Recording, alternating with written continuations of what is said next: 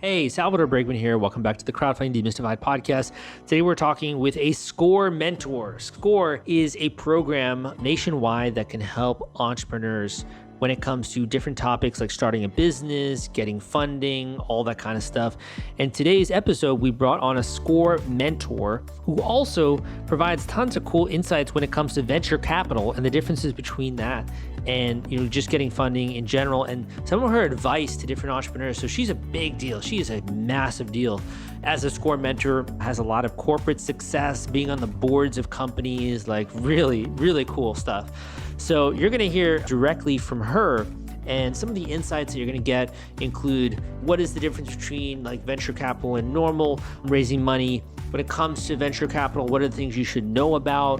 When it comes to small businesses, what are some of the advice and some of the stuff that she recommends you do in order to propel your success forward, as well as some of the ways that SCORE can help you as a business owner. And this is a great resource, I think, for many people that are out there. So you're going to discover a ton of stuff in today's podcast as it relates to that. The other quick thing that I will mention here is if you want more education like this and you want it for free, I do a great newsletter, which you can check out at crowdcrux.com/newsletter. I do that weekly. I put out these killer crowdfunding tips where we'll share resources and tools and things I'm learning about and like new content I'm producing. So I know it's kind of hard sometimes to stay up to date on all the stuff I'm doing with the YouTube and the blog, CrowdCrux, and the podcast and all the stuff I'm putting together, right? The new things that I'm working on. So this is kind of like the easiest way. Just go to crowdcrux.com/newsletter, enter your name and email, and you'll join my weekly killer crowdfunding tips newsletter with Sal. So I hope you like that. I really appreciate you, man. And it means so much to me that you're willing to take the time out of your busy schedule to be able to learn some of these things, which can help you in your career, can help you with your business, and really propel your project forward. That's something that to me is just quite rewarding, that other people find these episodes to be so useful, and one of the reasons why I continue to love to do them. That being said, let's jump right into it and get into some of the tips and tricks when it comes to launching a new small business and some of the stuff that you should be aware of. This podcast episode is sponsored by The Gadget Flow. The Gadget Flow reaches over 28 million people, and they've been around since 2012. They are Indiegogo and Kickstarter experts. They featured over 5,000 crowdfunding campaigns. And if you have a technology or design campaign, it is a great platform to generate awareness and get backers. You can check them out at thegadgetflow.com/submit and list your project today. Hey guys, welcome back to the Crowdfunding Demystified podcast. Today on the show, we have a different perspective. We have someone who's a former investment banker, a venture capitalist, heavily involved with startups, have created her own, as well as an advisor on both private and public companies, I believe, has a ton of experience. And also I got to know her because she is as well a SCORE mentor, which is a great resource in New York City. Carolyn, welcome to the show. Thanks, Sal. I'm really glad to be here. Definitely. Do you think we can kind of first start with, your current role with SCORE and sort of what SCORE is in New York and what it provides for small businesses? Yeah, absolutely. And let me start by saying that SCORE is not just in New York, it's actually a nationwide program. So anybody who's listening to this in the US, there's probably a SCORE office near you. SCORE is a nonprofit. It was established by the Small Business Administration. I don't know the exact, like 70 years ago, a long time ago. Yeah. And originally, the idea was basically that the SBA made loans to small businesses. And when they went and figured out the loans that weren't working, that didn't end up getting paid back, they realized that, some number of those companies might have made it and been successful if they just had access to a little bit of assistance on like basic business strategy. And so they sort of set up SCORE as a nonprofit to attract experienced business people who were willing to help small businesses in their community. And the New York City chapter, there are like 350 chapters around the country. There were thousands of SCORE mentors. The New York City chapter is one of the biggest. It might be the biggest. We've got about 75 mentors, and we all have experience in, a wide range of things, from supply chain management to digital marketing to accounting and law. And, I'm a funding and finance expert. Pretty much what you name it, there's somebody who's It's like your dream team. Yeah. Yeah, done in their real life. And the other thing is because we're all volunteers, if you start working with me and then I decide that you really need branding help or something, which is not my expert area of expertise, it's in my best interest and your best interest for me to introduce you to somebody who can help you more, or to add somebody else to the team who can help you more. So we're really there to help the small business with whatever kind of help they need. And on the chance that, I said, we've got a lot of expertise, but like one time I had a guy who was developing a medical device, and I didn't know that, and we didn't have anybody in our chapter. But I can go on the national website, and I found somebody who had that particular expertise for that person. Very interesting. So these are basically chapters all around the United States. And for someone listening, is this like something that's for free? How do they have to apply to something? Totally free. We do, like, for example, the New York City chapter, we give workshops and webinars and stuff that we do charge for just to cover our costs. But the mentoring is always free. And the only thing you have to do, I should know the National Score website. If you're even confused, you can just go to the Score National website, which I will look up and get to you. But and you just put in where you are, and you say, I really need help with my marketing strategy, or I don't understand how to sell to other businesses. You just say what your question is and where you're located, and you'll get matched with a mentor for free. That is so cool. And honestly, you know what kind of surprises me is when I was getting started in my early days, I was a bit more jaded about like government programs or nonprofits, but really you guys are bringing cutting edge techniques and teachings to these entrepreneurs, whether that's crowdfunding, Amazon, e-commerce, a lot of the new age stuff you're also bringing there. Yeah, I mean, because it comes out of the passion of the mentors. So if you get people who are experienced in that area, like you mentioned, the e-commerce, that's because we added some new mentors who that's their expertise. One of them is a digital marketer, and one of them actually founded a logistics company. So between the two of them, they have this really particular expertise on kind of all sides of e-commerce. And they said, like, we want to teach people the details of this. So the people who are good at this stuff want to teach people what's really out there and what's really going on. Now, you've had a pretty successful career, obviously, when it comes to VCs and finance and that whole realm of things. What made you want to decide to get involved with Score? It was kind of a couple step process. I loved some aspects of being a VC. I became a VC because I really always liked kind of finding new companies and learning about new technologies and helping companies out.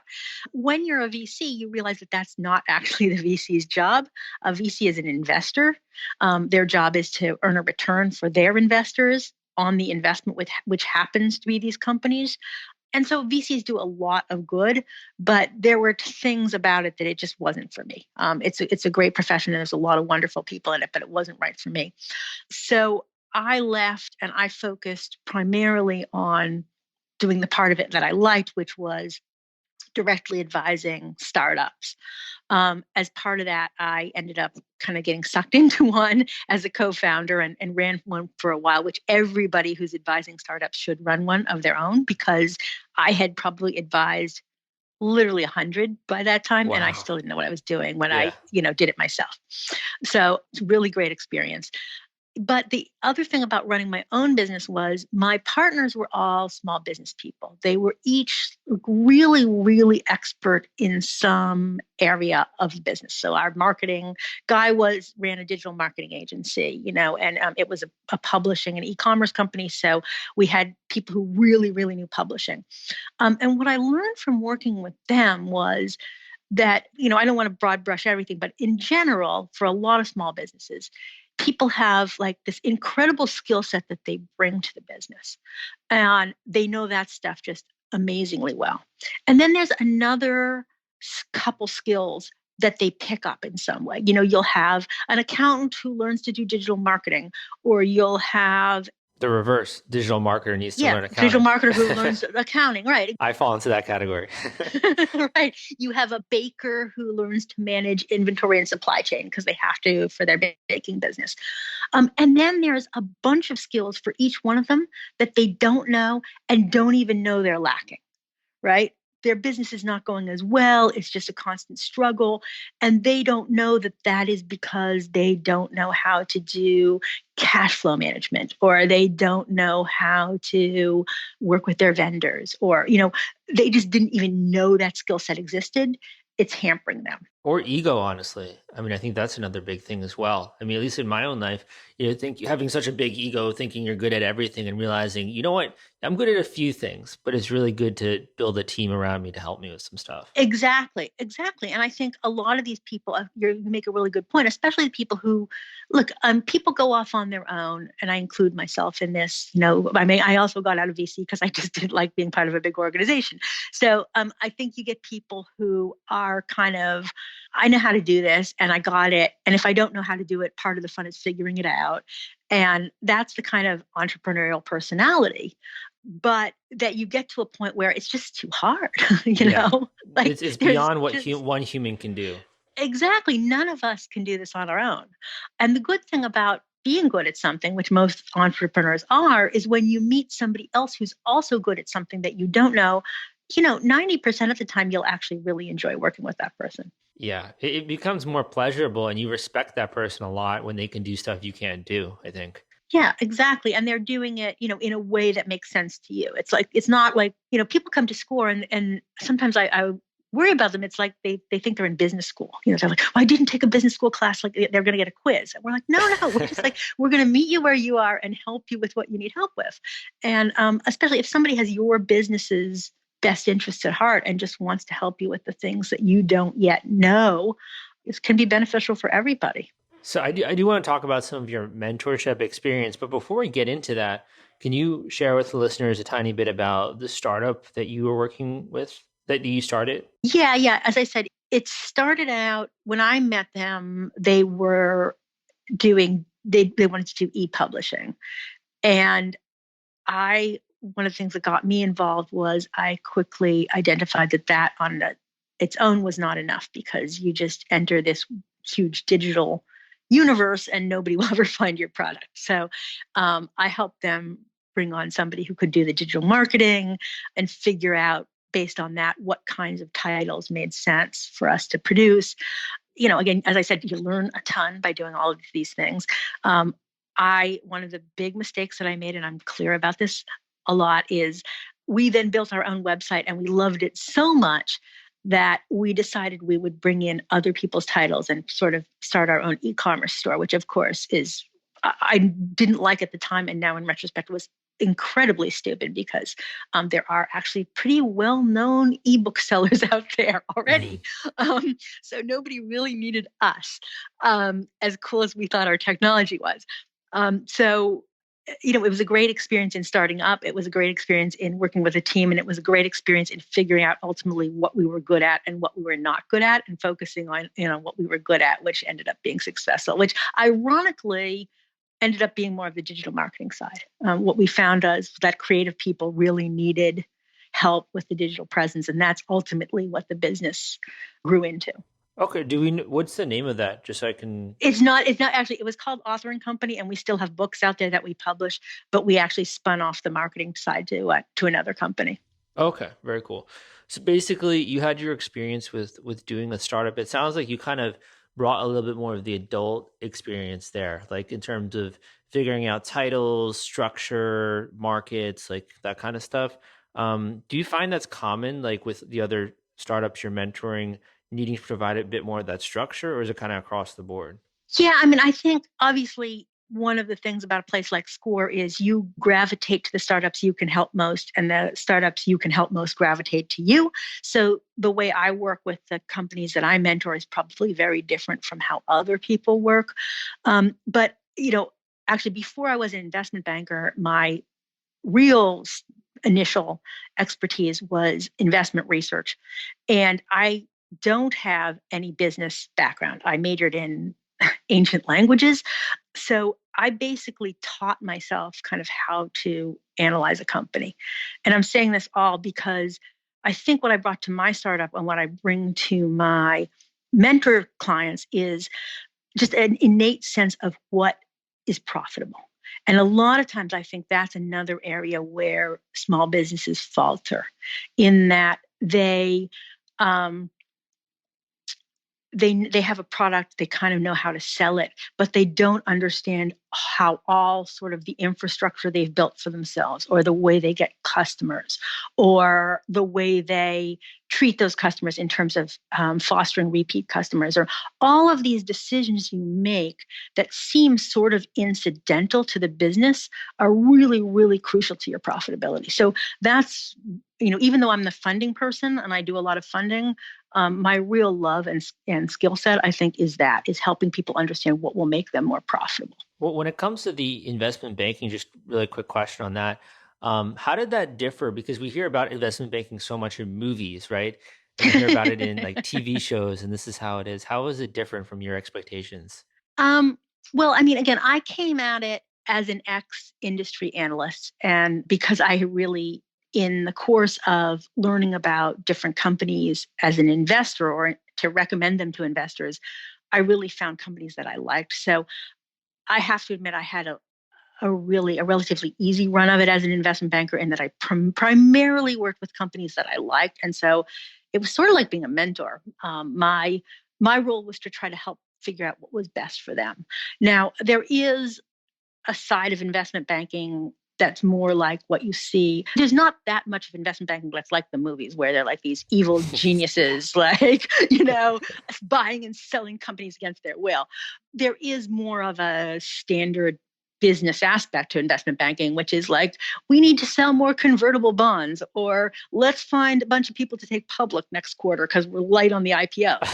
Um, so it is business like any other business. And, it's just like selling more, hats. If you're in the hat business, if you're in the investment banking business, at a certain point, you have to sell more investment banking products.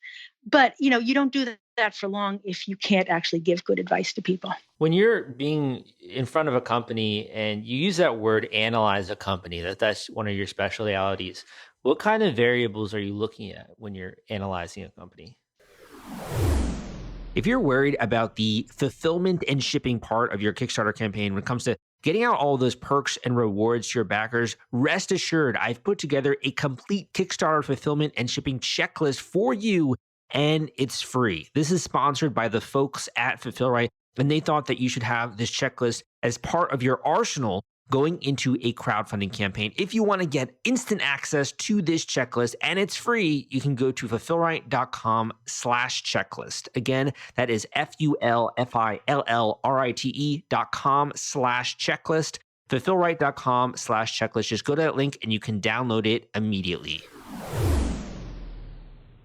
It's a really interesting question. I mean, there's like the basics. People look at what's the profit margin and what's the gross margin, and, how much sales volume do they do, and is it growing or shrinking? And all of those things are kind of obvious. Um, I really find, and this is certainly, it goes for larger companies too. I mean, I'm on the boards of multi-billion-dollar companies, and this is probably true for them too. It's definitely true for them too. But certainly with small businesses, I find that the areas that get overlooked that really hurt are your sales process.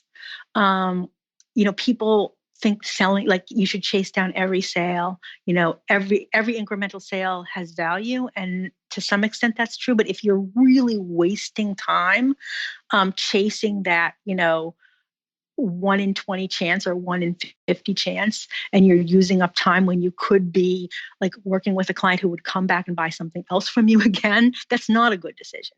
And so a lot of times it's the sales decisions and the way people handle kind of either attracting customers in the first place or retaining them is a real area where profitability suffers. And the other one I would say that gets overlooked is staff and people. If you're running any kind of a business, but especially again a small business, that seems to be an expense. If you have, like, why would I bring on an extra body? But sometimes having that extra person can actually be valuable. Yeah. It can more than pay for itself. So I think those are two hidden areas that people overlook. So it sounds to me, put this in econ terms, you look at the opportunity cost, right? Absolutely, Of of I the use the term opportunity cost all the time. Yeah. Yeah. So if you're doing something, could it be done better? What's the cost of spending time that way? Kind of, it sounds like. And then, with the staff and the people, I think everyone is afraid to invest in their business. Because also, if you're on like a shoestring budget, you're putting everything back in the business. You're so afraid of making the wrong decision or getting screwed over by someone that paralysis of fear can lead to you not properly investing in your people, right? Yeah, absolutely. Absolutely. And yet those same people will say, oh, I couldn't do X, Y, or Z because this person left and I had to find a replacement and train the replacement. And you're like, okay, that was just 2 months of like business that you lost doing that. Like maybe it would have been worth it to invest a little more in that first person if they were a good person. Yeah, Yeah. it's So a it's like a short term, seems like a good decision, long run, not. It kind of reminds me of like if you have a ship and you're trying to go across the Atlantic, right? And you can be piloting the ship, but it's hard for you then also be rowing at the same time or to be managing the sails or to be going and, I don't know, tying knots that need to be tied on the yeah, deck. yeah, It's hard to do all of that absolutely. at once. You need people to help you out, right? To man the Yeah, ship. completely. I mean, I this is an example I use all the time with people. I totally agree with you. People will say, "Well, I might as well do it because my time is free." If you're the owner, you sort of feel like your time is free, and yet if you have to be the one doing it, and particularly if you haven't priced it so that you can afford to have somebody else doing some of that skill, you can never grow. You're tied into doing, tying the knots in your analogy forever, no matter how fast or how many oceans you sail across. So, yeah, there's a lot of short term thinking that really hurts the business longer term. Yeah, it also means you can't spend your time thinking about where are we charting the course? Which dock are we going to next? How are we going to deal with these headwinds that are coming up maybe next week or whatever, right? So like you can't Absolutely. you can't think ahead really when you're so in the weeds. Exactly. Exactly. When it comes to, I mean, you mentioned being on the board of some multi-billion dollar companies. Like how the heck does that come about? Well, that comes about from my, investment banking background. I knew a lot of these companies. Also, as a VC, you're naturally on boards of companies, so I had board experience, and it just became something that, again, it's I didn't go to business school. I consider that my business school because you sit there and you discuss real life um, business cases that actually matter to hundreds or thousands of employees with experts in the field. The Yeah. person who's you have not only the executives from within the company, but the other board members all have their area of expertise. So it's a wonderful way to see how different people, very successful people, approach the same problem. That it's back to you mentioned ego.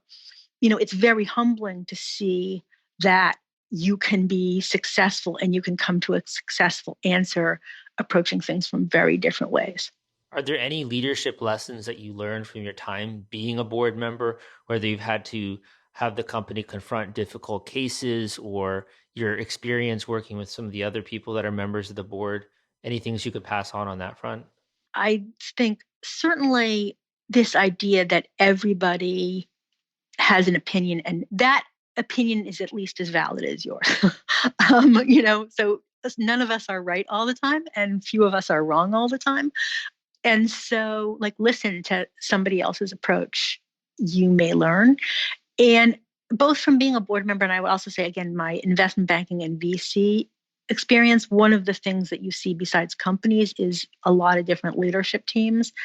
And at least in my experience, the autocratic, my way or the highway leader is generally not the most successful. I mean, there are clearly some examples of people who do that and they do it successfully. But like one of the people I think of as I kind of close my eyes and see this person when I'm trying to behave in my best way or be my best advisor is he rarely spoke. He listened all the time and he really, like, people say like listen well, and I'm not necessarily a good listener. I wish I were a better listener. There's People tell you there's listening to decide what you're going to say next, and there's listening to really listen, and he really listened. And when he said something, everybody listened to him because he didn't talk that often. And what he said was really observant because he wasn't thinking about what he was going to say next. He was kind of synthesizing everything that was going on around him. And only when he sort of had coagulated into a real idea did he speak. So I mean, I think being being the Receptive. loudest Yeah. person is not always the Yeah, best I leadership think that's a strategy. big one. I think also a lot of the leaders we see in the news, or like you think about in history, like Steve Jobs, a lot of the times they kind of use their loud personality to see whether or not people will challenge them. Do other people have strong enough opinions, right? Yeah. So I'm sure all across the board, right? When it comes to that, no pun intended. Yeah. Um, so when it comes to this, and you're basically in a management role. Well, I guess you're in a investor like board. You're a little bit, you're not in an execution role. With a small business, like the person who is the manager also is the owner, also is the operator. Do you encourage people to have more separation with their business, or like is it just kind of case by case? I think it's impossible. I mean, well, I would say it's impossible. It's very hard if you're running a small business to have separation, but you do need it. I mean, you said it yourself when you were talking about being too short-term focused. The nature of running any business is that you're in the weeds all the time and you tend to be very reactive because if a big customer has a problem or there's a problem with your inventory or anything, that becomes your major focus. And so having the opportunity to kind of step back and, again, you made such a great analogy. I'm going to keep coming back to it, but, decide what port you're headed for and, how fast you're going to sail there. Very few small business owners have that luxury to make those decisions unless they really, really find time for it. And those were the skills that got you where you are today. It wasn't your ability to like solve the plumbing problem that is like overwhelming you today. It was that thought about what your customers really need and kind of how you want to present it and all the things that got you to start this business that is now so successful that you're kind of overcome with these other things day in and day out. And so a lot of times people come to SCORE and they say, God, I feel like I'm at the therapist. And I say, well, that's fine. Like, you don't have anybody else to talk to. If you just want to come here once a month and talk to me about what's going on and have sort of an independent person give you some feedback, that's fine too. Like, so if you, and it's hard to do that with your spouse or your partner. It's hard to do that with your family. It's hard to do that with your friends. So find people who will sometimes just having like back in the days when you could go out for drinks, like going out for drinks once a month or so with other business owners. It can be in your field. It can just be in your neighborhood, because oftentimes somebody in a totally different business will have a really great idea. Just finding something that works for you, some way that Hmm. forces you to like leave the business behind and spend, I don't know, an hour or two a month. It doesn't have to be a huge, just thinking about that. I love that. Yeah. Yeah, I love that. And I think it just bred into us of being competitive and thinking people are going to steal your idea, and like thinking that other people are going to try to rob your customer base. And it's just usually not true, right? Yeah. And just by branching out and being more receptive and getting to know people, that's really how you network and you meet some of the cool people who can help you in the future. Yeah, absolutely. I couldn't agree with you more. And I'm sure you find this all the time because, especially with crowdfunding, it's one of the first questions people come in when they're considering crowdfunding is, well, somebody's going to steal my idea. And you're like, oh, they might, ideas get Yeah. stolen. But the vast majority, if you have a really good idea and you've figured out how to produce it well and you know who you're marketing it to, they're not going to have a chance. Like, get it out there, get it to the people who want it. And the other people who So, could do it are probably too busy with whatever they're successful at. yeah, definitely.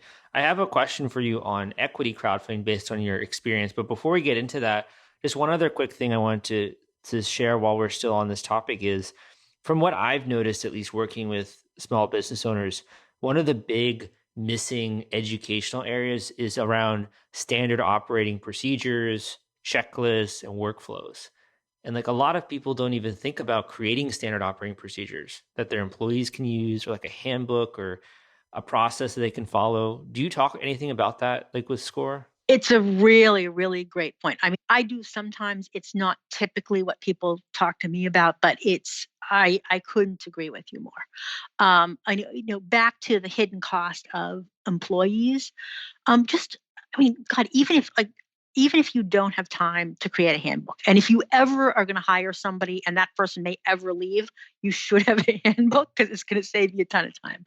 But just telling your employees what you expect of them is huge. I mean, If you founded a business, you may not recognize this, but you have probably a slightly different personality type from people who want to then come in and be a sales clerk in your business. It may not. They may also be very entrepreneurial, but most of the time, or much of the time, you have a different personality. So another thing, like back to the business owner or the business processes, is business owners all the time are saying, why didn't my employee do X, Y, or Z? Or I would never have made that It's decision. frustrating, yeah, to them. It is, but that's why they're the entrepreneur, Yeah. And so if you say like, we expect that, I don't know, this is basic, and you wouldn't have this, but that you're going to greet everybody who walks in the store within, Hmm. 5 seconds, or whatever it is, or whatever the process is. Yeah, just spelling out what is expected.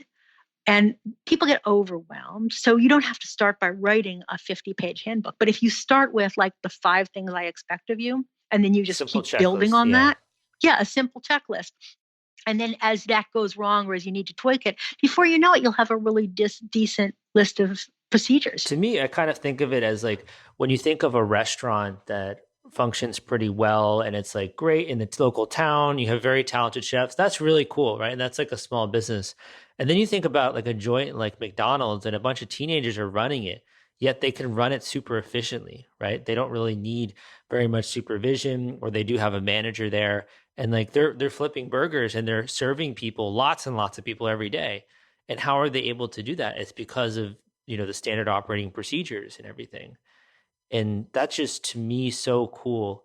The fact that people can be managed in that way and have clear expectations, I really think it helps everyone at the end of the day. Oh, absolutely, absolutely. And even that small town restaurant probably should have some as well. Like, Yeah, yeah, even if they don't want to become McDonald's, because if that chef ever wants to take a day off or be able to walk around the restaurant and greet their, favorite customers or anything, they need to know that when they're not in the kitchen, things are still, the quality is going to still be there and definitely. processes will get followed. So the last question I have for you here is mainly just based on your background with finance, and that's about equity crowdfunding and this whole new way of getting investment dollars from the crowd using regulation crowdfunding is this whole new thing. Do you have any thoughts on that at all? I will tell you that it's an area where I've had to be really educated.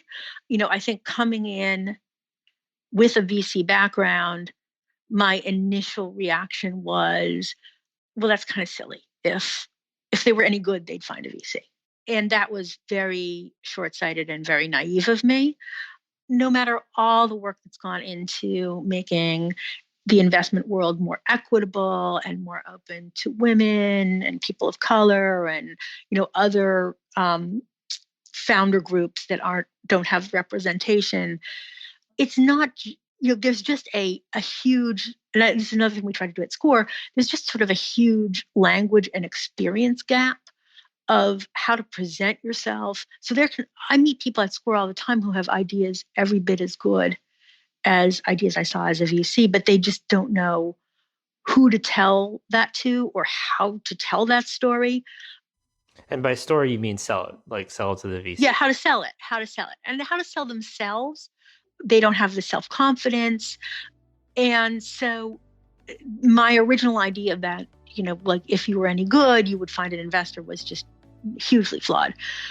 I think that there are people who they do love their product or their company and they really know it. And so on an equity crowdfunding platform where it's a little bit more of the company speaking for itself, it's more equitable. I think they can find their audience. I will say too, and you know way more about this than I do, the platforms have gotten a lot better.